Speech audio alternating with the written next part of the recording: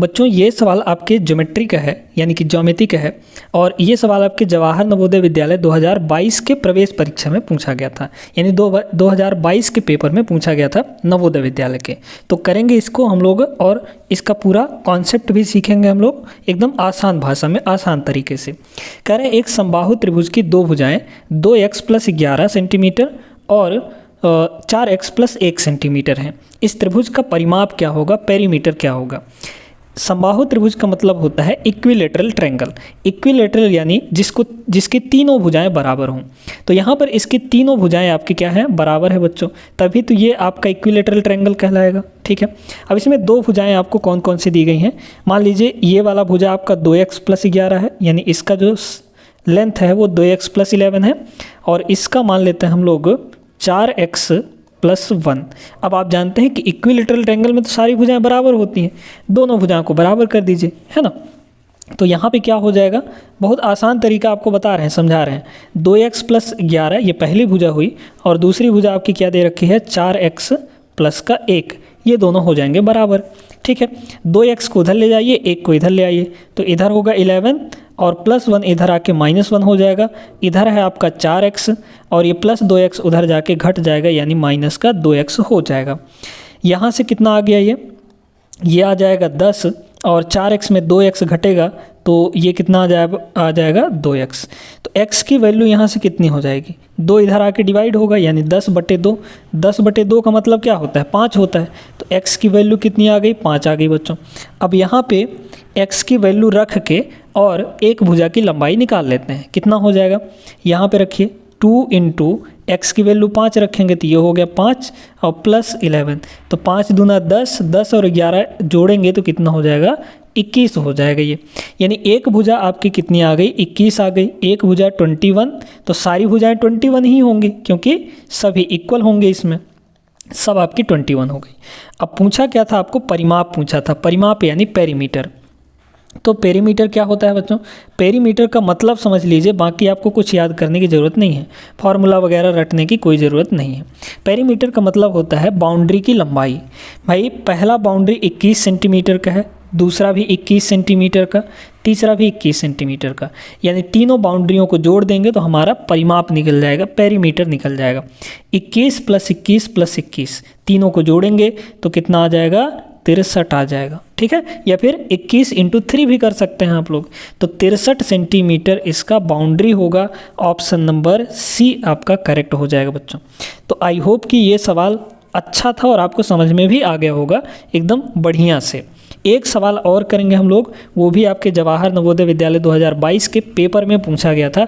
बहुत बढ़िया सवाल है, ज्योमेट्रिक सवाल है, देख लीजिए। ऐसे सवाल आपके हर बार परीक्षा में पूछे जाते हैं।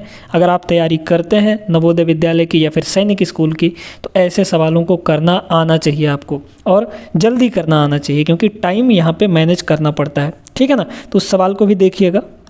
चलिए देखिए बच्चों, इस सवाल को कह रहा है ABCD एक समचतुर्भुज है, यानी कि पैरेललोग्राम है, जिसमें एंगल ABC 80 डिग्री दिया है। आपको यहाँ पे दिख रहा है ABC कितना दिया है, 80 डिग्री। तो आपको CAD की वैल्यू चाहिए, यानी यहाँ पे क्या होगा ये आपको बताना है। मान लीजिए इसको x मान लीजिए, तो ये आपको x बताना है कि कितना होगा। थोड़ा सा यहाँ पे कॉन्सेप्ट जानिए। कॉन्सेप्ट क्या कहता है कि एक अगर आपको पैरेललोग्राम दिया गया है, ठीक है, इसको ढंग से थोड़ा हम लोग समझते हैं ताकि पैरेललोग्राम पे कोई भी क्वेश्चन आए आपको बन जाए। ठीक है ना, तो ढंग से समझ लीजिए। देखिएगा यहाँ पे हमने एक पैरेललोग्राम यहाँ पे बना लिया है।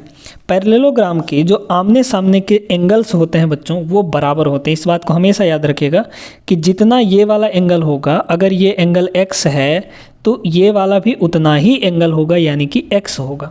तो आमने सामने के एंगल इक्वल होते हैं, यानी कि जितना ये एंगल होगा y, अगर इसको माने तो ये वाला एंगल भी, यानी कोण कितना होगा, y होगा। समझ में आ गई बात। अब इसमें अगर हम लोग एक विकर्ण बनाए, यानी डायगोनल बनाएं, तो डायगोनल मान लीजिए कि यहाँ पे ऐसे कुछ बना देते हैं। ठीक है, क्योंकि इसमें 2 डायगोनल होंगे, है ना। एक ये डायगोनल हो गया और एक ये डायगोनल हो गया, क्योंकि डायगोनल वाला ही सवाल आपको दिया गया है। तो याद रखिएगा कि जो पैरेललोग्राम का डायगोनल होता है वो उस एंगल को 2 बराबर भाग में बांट देता है, यानी कि आधा आधा कर देता है।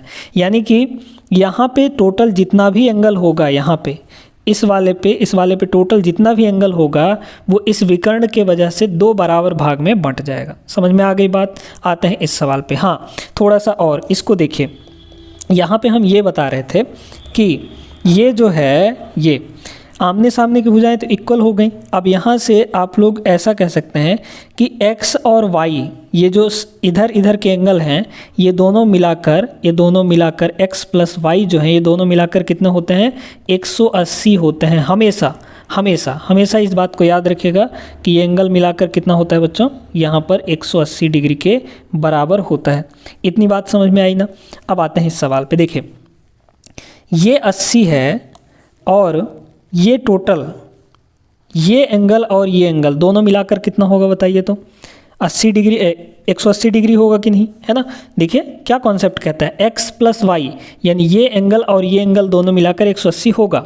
तो ये एंगल और ये वाला एंगल दोनों मिलाकर 180 होगा, ठीक है। तो एंगल ए जो है और प्लस ये वाला एंगल भी कितना है 180 डिग्री, ये दोनों मिलाकर कितना होंगे 180 डिग्री होंगे। तो एंगल ए यहाँ से कितना आ गया, एंगल ए यहाँ से आ जाएगा 180 माइनस 80 यानी कि 100 डिग्री। तो यहाँ पे जो टोटल बनेगा वो कितने का होगा 100 डिग्री का होगा। तो टोटल अगर 100 का है, आपको विकर्ण खींच के एंगल पूछा जा रहा है यानी टोटल का आधा इधर बनेगा।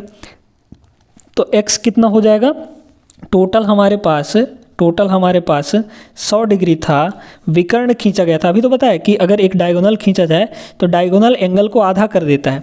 तो ये वाला एंगल कितना हो जाएगा, डायगोनल की वजह से आधा हो जाएगा। तो आधा होगा तो कितना आएगा 50 डिग्री आ जाएगा। ऑप्शन नंबर बी यहाँ पे सही हो जाएगा। तो इस कॉन्सेप्ट को नोट कर लीजिए, बहुत इंपॉर्टेंट कॉन्सेप्ट है आप सभी के लिए।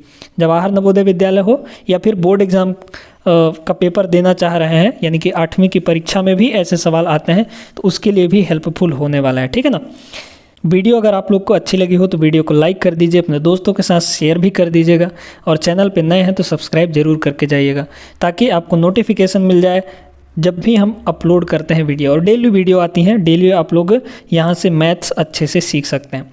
तो मिलते हैं हम लोग अगले वीडियो में, तब तक आप सभी अपना ख्याल रखिएगा। जय हिंद बच्चों।